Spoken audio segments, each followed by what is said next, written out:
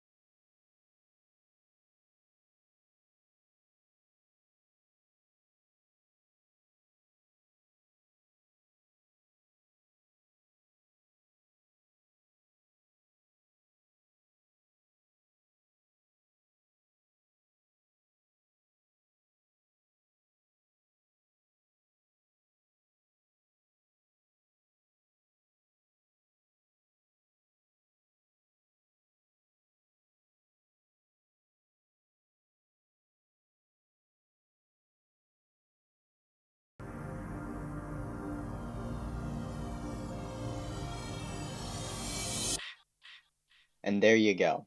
That's the opening cutscene. As you can see, there was a sharp, distinct difference between the two intros. The original PS2 Classic was much duller.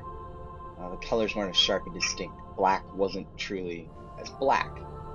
Now we've got a split screen view of the two games. You have the HD remix on the left and the original game on the right. I'd recommend going to full screen and full HD for this video just to see the sharp difference between the two. You can see the green in the painting and the glass, the stained glass is much sharper.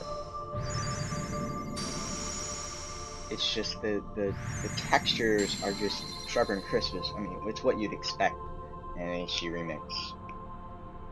Now we're using the audio from the HD remix, and you'll notice there's the original does lag just slightly a little bit behind the other.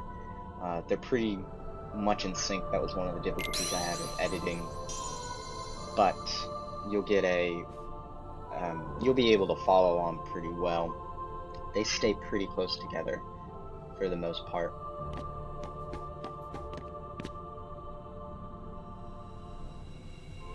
It's very cool. Actually, the choice of the weapons you choose here is actually very important. They will choose the level up path that you have.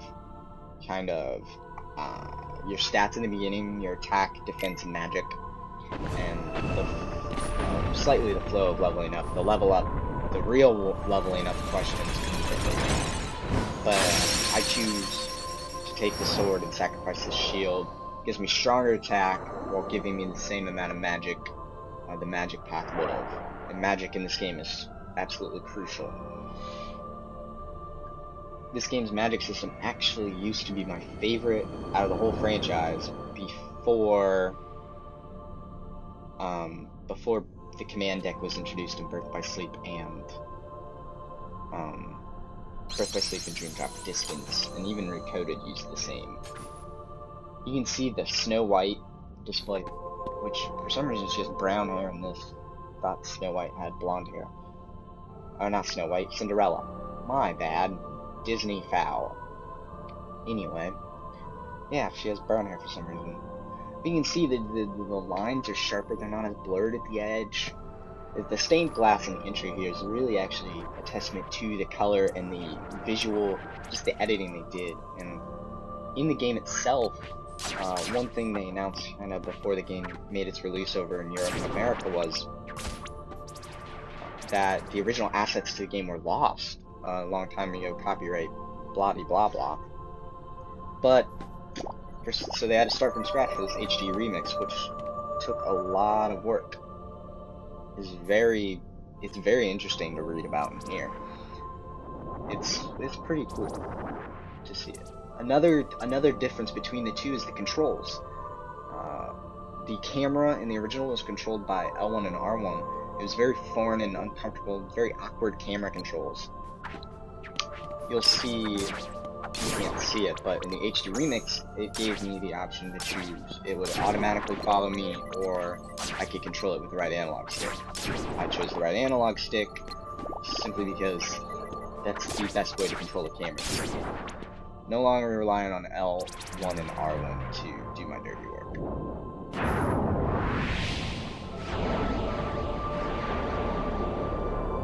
You'll notice both I'm playing on Expert or Proud mode, as the series later called it. So it just provides a little distinct difference between the challenge. You unlock secret videos and things much simpler in the harder mode. Now you can see a real lag in the videos. Kind of watching this for the full through the first time, trying to get the editing as spot on as possible. I mean, just look at the pinks and the reds in the HD one there. They're so... I can't get over it. They're so clear, and it's so cool to see a game over 10 years old look this good when redone in HD. It's absolutely gorgeous. It's a testament to the power of the PlayStation 3 and what a developer can do with a game this old. You'll also notice, as you just saw, a triangle command in on the HD version that was introduced in Kingdom Hearts 2. That got rid of the navigating through the command menu down there in the bottom. In the original, you would have to hit up on the D-pad and it would take you down to the bottom, and you can examine things, open chests like that. Now you don't have to do that anymore, it's all right there.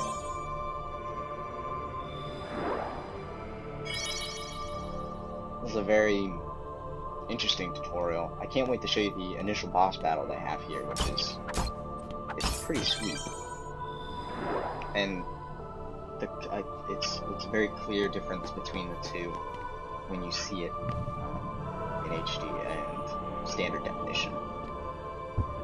But I know when this game came out for the PS2 over 10 years ago, this was an absolutely stunning game. I mean, on the back of the box it says, you know, cinematic cutscenes and fantastic, you know, professional audio work from Disney voice actors and stuff. This game was, at the time, a true testament to PlayStation 2's power, and it was one of the most gorgeous games of its time. And to see it come back in HD, it really hits home with how beautiful this game actually is.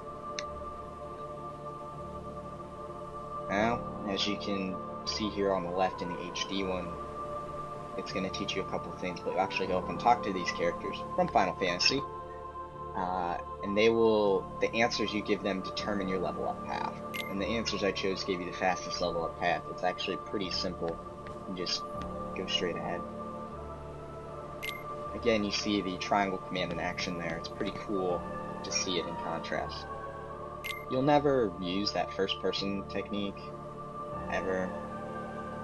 I don't know why it's included in the game. It's kind of weird. So if you just use the first answer to all of their questions, it actually gives you the fastest level up path, which is kind of interesting if you kind of just want to speed through it. Bam, bam, bam. You'll have it. I mean, look at the ocean and the sky over on in the HD versus it over here in the standard definition. The blues are richer, the clouds are whiter, colors just are brighter and crisp. It's pretty fantastic, and I can't wait to see what Kingdom Hearts 3 will look like on next-gen systems. I mean, if this is what Kingdom Hearts can look like now, being a 10-year-old game, and now we're upgrading it to this, I mean, imagine what Kingdom Hearts 3 will look like. And just, that game's gonna be absolutely gorgeous, and Tetsuya Nomura has been talking about the engine, the Kingdom Shader, as he's called it. Very, I like the name of it, and he talks about how it's going to shape the world, and the combat and everything, super fast paced and all that wonderful stuff. It's pretty great. See, I paused it both times there. Huh, it's pretty funny. The combat in this game is my personal favorite of any JRPG. The real-time combat is great. And I love how they fused that in the other game that's on this HD collection, the Kingdom Hearts Re-Chain of Memories. They did real-time combat, but with the strategy of a command deck, a few cards. And I genuinely love the combat in that game. And it's pretty deep and pretty fluid once you get the hang of it and all that wonderful stuff. It's pretty great. Again, just a testament to the changing of the controls. You see triangles now for save. It's pretty great to see them take a game and not only just make it look better, but make it play better, and give it the polish of controls of future games, which are Kingdom Hearts 2 and so forth. And it's a great thing to see, for sure. The stained glass in Kingdom Hearts is an icon of the franchise, very similar to the stained glass in Wind Waker, how it's just an icon for the franchise. You see a stained glass Kingdom Hearts picture, you'll know that Kingdom Hearts, that it's Kingdom Hearts and that it's such a big franchise. So excited to see it. Kingdom Hearts 3. A news article came out today saying, since Tetsuya Nomura is directing both Final Fantasy 15 and Kingdom Hearts 3, that we won't be seeing them side by side at all. It's kind of unfortunate. For some reason I chose to save on my PS2 version right there. I don't really know why. I don't save in my HD one until much later. I did record the PlayStation 2 just so I'd be ready for today. I'm so stoked. As you can see, this is one of the first enemies in the game, and he's in the franchise quite a bit. I made a mistake of not dodging. But you'll see him here. The black against black background, I don't know if that was 100% smart, but he's more defined here. He stands out against kind of the cloudy background. But over on the PlayStation 2 version, I mean, he almost blends in, and the only way you can really find his hands is through L1, the lock system.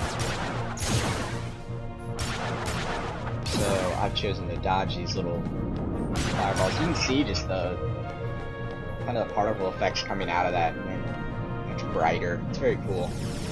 You can see, look on the PlayStation 2 side, he almost blends in with the background, especially his arms and his lower half of the car. Here, they just perfectly blend in with that background. It makes the boss battle a little bit difficult without the lock-on system.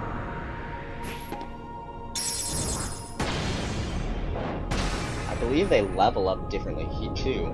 My PlayStation 2 I leveled up with defense first, and then this one you'll see I level up with I'm gonna level up with attack and defense separately. It's pretty cool.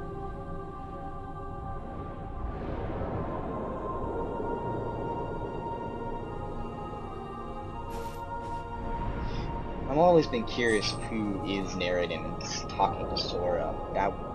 Could it be Xehanort? Potentially. Is it Kingdom Hearts itself, which is the fabled thing, or is it anyone else that's tied to Sora through his heart? I don't know. If you do want a pretty bang-up job of clearing up the franchise and its super convoluted timeline, you guys should check out Game Trailer series called Timeline. They do one on Kingdom Hearts itself, and it's maybe 50 minutes long. But if you missed an entry, or if you want to see, what took place, just all of it makes sense, go watch that, because it is well done. The research is there, and it makes perfect sense in the world of the franchise.